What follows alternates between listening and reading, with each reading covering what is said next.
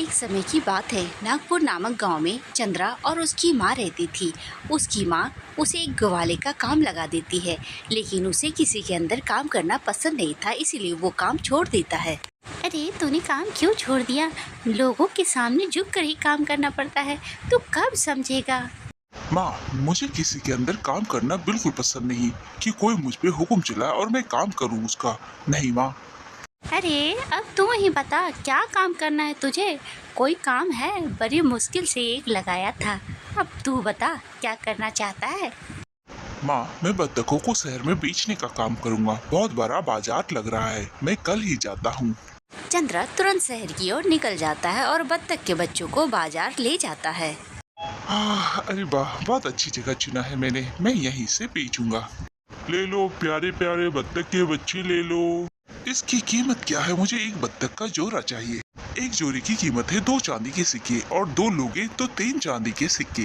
अरे नहीं भैया, मुझे 2 नहीं 1 चाहिए, लेकिन 2 चांदी के सिक्के बहुत है। 1 चांदी का सिक्का दूंगा, लोगे? 1 चांदी का सिक्का वो तो कम पड़ेगा, मैं नहीं बेचूंगा। इतने में वेंकट नाम का आदमी चंद्रा से आकर कहता है, ओ बत्तख वाले, कितने का है ये बत्तख? एक जोड़ी बत्तख का 2 चांदी के सिक्के कह रहा है। अरे ये तो बहुत ज्यादा है। 2 बत्तख के बच्चे के 2 पैसे दूंगा, चलेगा? अरे मैंने 1 चांदी के सिक्के कहा तो ये दे नहीं रहा है, तुम 2 पैसे कह रहे हो, कहाँ से देगा? अरे तुम चुप रहो, तुम्हें नहीं आता है बाजार में कीमत लगाना। देखो मैं कैसे लगाता हूँ। अरे मुझे 2 पैसे में एक जोड़ा दे दो। 2 चांदी के सिक्के से कम में नहीं दूंगा। अगर कहीं सस्ता मिलता है तो वहीं जाकर खरीद लेना, मैं तो नहीं दूंगा। अरे इतनी घमंड में क्या बोलता है? तू मुझे नहीं जानता, मैं वेंकट हूँ, वेंकट। ये पूरा बाजार मैं खरीद सकता हूँ। पूरा बाजार खरीद सकता हूँ तो जाकर खरीदते क्यों नहीं? यहाँ क्या कर रहे हो और ग्राहकों को क्यों भड़का रहे हो? जाओ यहाँ से। क्यों रे घमंडी, मेरे लगाए दाम पे नहीं दे रहा है? तुझ में इतना घमंड? अरे उसकी मर्जी, वो किसी भी दाम पे बेचे। तुम इतना क्यों दिखा रहे हो अपनी अकड़? तुम जैसे लोगों की वजह से ही ये छोटे लोग बड़ों की इज्जत नहीं करते। अरे कितने कंजूस हो, नहीं खरीदना है तो जाते क्यों नहीं यहाँ से? अरे तेरी में इतनी हिम्मत, इस नालायक को मेरे घर पे लेकर आओ, और इसके बत्तख के भी। उसके दोनों आदमी चंद्रा को पकड़कर उसके घर पर ले आते हैं और अपने मालिक के कहने पे वो दोनों आदमी चंद्रा को पीटने लगते हैं। तूने जो अपनी बत्तखों की कीमत लगाई थी उससे 2 गुनी ज्यादा दी है। 3 गुना तुझसे ज्यादा वसूल नहीं किया ना, तो मेरा नाम भी चंद्रा नहीं। तुम दोनों खड़े क्यों हो? और मारो इसे। चंद्रा को मार मार के लहूलुहान कर देते हैं और फिर कहते हैं, अरे जा अपने घर, और जिसे जो बोलना है बोल दे। अब तो तेरी बत्तखी भी मैं तुझे नहीं दूंगा। अरे कितनी चोट लगी है तुझे? तू तो व्यापार करने गया था ना। कहती हूँ कि रूखा सूखा खाकर हम रह लेंगे, नहीं तू तो अपनी जिद पे ही अड़ा रहता है। माँ चिंता मत कर, जिसने मुझे ये घाव दिया है, एक एक करके उसका हिसाब मैं ही लूंगा उससे। इतना कह के चंद्रा वहाँ से चला जाता है। कुछ दिनों तक चंद्रा शांत रहता है, लेकिन वेंकटे के लिए उसका गुस्सा कम नहीं होता है। वो वेंकटे के गांव की ओर निकल पड़ता है। उसे पता चलता है कि वो एक बड़ा घर बना रहा है, इसीलिए वो एक बढ़ई के भेष में वहां जा पहुंचता है और लकड़ियों की जांच करने लगता है। इतने में वेंकटे उसे आवाज देकर कहता है, ए कौन है तू? लकड़ियों की गुणवत्ता पहचानता है जो इसकी जांच कर रहा है तू? मैं दूसरे गांव का बढ़ई हूँ, मैं लकड़ियों को अच्छे से पहचान सकता हूँ। अच्छा ठीक है, तो बताओ ये लकड़ियाँ मेरे घर के लिए सही है या नहीं? ये लकड़ियाँ मजबूत नहीं है और घर के लिए तो बिल्कुल सही नहीं है। ये सफेद है, इनमें दीमक लग सकती है। ठीक है, यहाँ पास में ही जंगल है, चल वहाँ पर मुझे दिखा कि अच्छी लकड़ियाँ कौन सी है। ठीक है चलिए।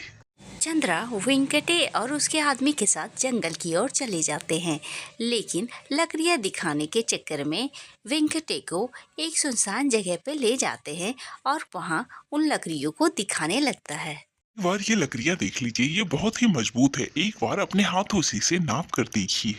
वेंकटे जैसे ही उस पेड़ को पकड़ता है, चंद्रा उसके दोनों हाथ बांध देता है और एक डंडा लेके वेंकटे को बहुत मारता है जब तक उसका गुस्सा शांत नहीं हो जाता। मैं वो बढ़े नहीं बत्तख वाला हूँ जिसे तूने बत्तख छीना था और मारा था। मैंने कहा था ना 3 गुना लौटाऊंगा, अगले का इंतजार करना। अभी मैं जा रहा हूँ। ये कहकर वेंकटे पैसे लेकर वो चला जाता है। उसके आदमी बहुत ढूंढते हैं। जब वो मिलता है तो उसे उसके घर ले आता है और वेंकटे इसी हादसे से बीमार पड़ जाता है। जब चंद्रा को पता चलता है कि वेंकटे बीमार है तो वो एक वैद्य के भेष में उसके घर आ पहुंचता है और उसके आदमी से कहता है, सुना है तुम्हारे मालिक बहुत बीमार है, मुझे पता चला, इसीलिए मैं यहाँ आया हूँ। मैं उसे तुरंत ठीक कर सकता हूँ। चंद्रा को वेंकटे के पास उसके आदमी ले आते हैं। वेंकटे इस भेष में चंद्रा को नहीं पहचानते हैं और कहते हैं, अरे आइए आइए वैद्य, मुझे ठीक कर दीजिए। एक बदमाश की वजह से मेरी ये हालत हो गई है। आप मुझे ठीक कर देंगे तो मैं आपका एहसानमंद रहूंगा। हाँ हाँ, क्यों नहीं, मैं जल्दी ही ठीक कर दूंगा तुम्हें। लेकिन मुझे दवाई बनाने के लिए कुछ सामग्री चाहिए।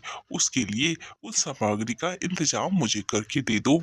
फिर वेंकटे अपने घर के सारे नौकरों को बुलाता है। चंद्रा सभी को अलग अलग दवाइयाँ लेने के लिए इधर उधर भेज देता है और उसके बाद दरवाजे को लगा देता है और एक डंडा कोने से उठा लेता है। चिंता मत करो, तुम्हारी बीमारी तो अभी मैं ठीक करता हूँ। चंद्रा उसे बहुत पीटता है। पीटने के बाद डंडे को फेंक देता है और उसके बक्से से पैसे को निकाल लेता है और कहता है, चिंता मत करना वेंकटे, मैं फिर आऊंगा। बोला था ना 3 गुना दूंगा, इसीलिए इंतजार करना, अभी जा रहा हूँ। चंद्रा वहाँ से चला जाता है और बहुत समय बीत जाता है। चंद्रा जो वेंकटे के पास से पैसे लाया था उससे वो व्यापार शुरू करता है। इससे उसकी माँ बहुत खुश रहती है। वेंकटे धीरे धीरे ठीक हो जाता है और वो चलने लगता है, लेकिन वो चंद्रा को बिल्कुल नहीं भूलता है और डर से अपने साथ लोगों को रखकर घूमता था।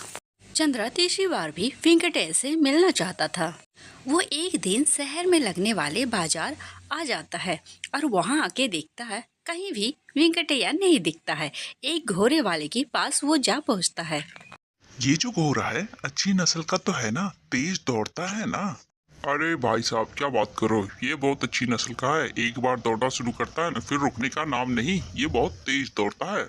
इतने में चंद्रा देखता है कि वेंकटैया अपने आदमी के साथ बैलगाड़ी में बाजार आ रहा होता है। तभी वो घोड़े वाली से कहता है, जैसा करने को कहूँगा वैसा करोगे तो ये घोड़ा मैं खरीद लूंगा तुमसे। हाँ भैया, क्यों नहीं, बोलो। वो देखो, वो घोड़े गाड़ी पे जो आ रहा है ना, वो बहुत अमीर आदमी है। उससे जाके कहना कि मैं एक बत्तख वाला हूँ, और ये बोलकर सीधे भाग जाना, रुकना नहीं, वरना बहुत खतरा हो सकता है। घोड़े वाला वेंकटैया के पास जाता है और कहता है, मैं बत्तख वाला हूँ, पहचाना मुझे? इतना कहकर वो घोड़ा वाला वहाँ से भाग जाता है। अरे मूर्खो, क्या कर रहे हो? पकड़ो, देखो वही बत्तख वाला है। खरी खरी क्या करो, जल्दी जाओ। पर उसके आदमी वहाँ से बिल्कुल नहीं हिलते। इसीलिए वेंकटैया अपनी जेब से सोने के सिक्के निकालते हैं और कहता है, जो कोई भी उसे पकड़ के लाएगा उसे 2 सोने के सिक्के दूंगा। अब जल्दी जाओ, खरी क्या कर रहे हो? ये सुनकर दोनों नौकर दौड़ते हुए उस घोड़े के पीछे भागने लगते हैं। वेंकटैया अकेले बाजार आ जाता है। उस बाजार में चंद्रा उसके पास आकर उसे मारने लगता है और कहता है, बत्तख वाला वो नहीं, मैं हूँ। तुझे तीसरी बार जो देना था दे दिया, अब तुझसे कोई लेना देना नहीं मेरा। उसके हाथ से वो थैली लेकर कहता है, मेरे जैसे जो जवान लड़के होते हैं ना, वो बिल्कुल हीरे की तरह ताकतवर होते हैं। अब अपने पैसों का घमंड किसी और पे दिखाना, मुझ पे नहीं। इस बार छोड़ूंगा नहीं, समझे? चंद्रा उसी घोड़े वाले के पास जाता है, उससे घोड़े खरीदता है, उसे पैसे देता है और वो घोड़ा लेकर चला जाता है। वेंकटैया दोबारा ये काम नहीं करने लगा। जिस बाजार में वो धौक जमाता था वहीं पर वो अपना मान सम्मान खो देता है, इसलिए वो शांत हो जाता है।